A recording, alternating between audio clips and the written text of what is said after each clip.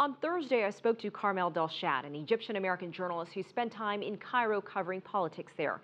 And I began by asking her if she expects to see a swift return to the democratic process.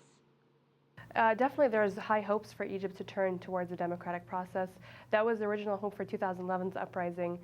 People believe that maybe this time around there was kind of a stall in the process by electing President Mohamed Morsi, but they hope that this time around full support will be towards the next president.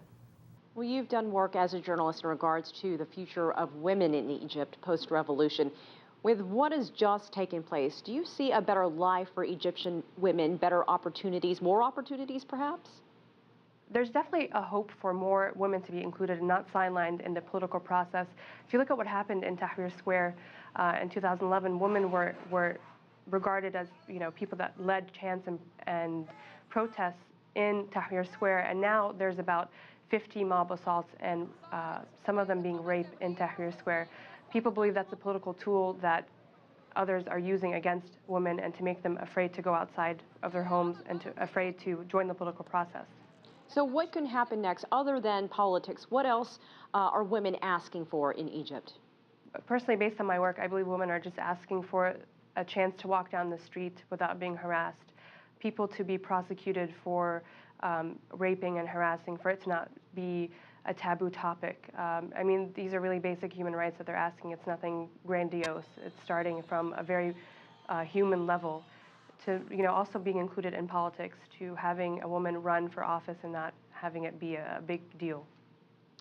You spent a lot of time in Egypt. You're also Egyptian American. What went through your mind when you saw all these scenes unfold? Well, the most recent scenes, was also just as surprised as anybody else. I'd heard of the Tamarud rebellion campaign, but when I left Egypt in April, it was kind of more grassroots or on the down low. It wasn't so much as high stakes as it was, now. Definitely there was a lot of hope and a lot of trepidation with what would happen next. As soon as I left, people were definitely feeling a lot of pressure to oust Morsi, and they were hoping there would be a way out, but they weren't sure how exactly that would happen, given that he was elected. Looking at these scenes, you have a different story, different leader, similar result, though, from 2 years ago in Cairo. Do you see the next leader of Egypt taking notes, looking at all this, and avoiding the actions of the past two presidents? I definitely think that there is a certain power of the streets and a power of the people. You can't get 22 million signatures and have upwards of anywhere between 25 to 30 million people on the street without wondering, okay, am I doing something right or am I doing something wrong? That's definitely something a president should take note.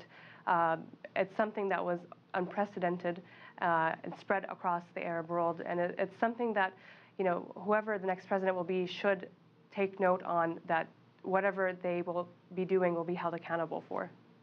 All right, Carmel Delshad, we appreciate your time. Thank you for joining us from Orlando, Florida.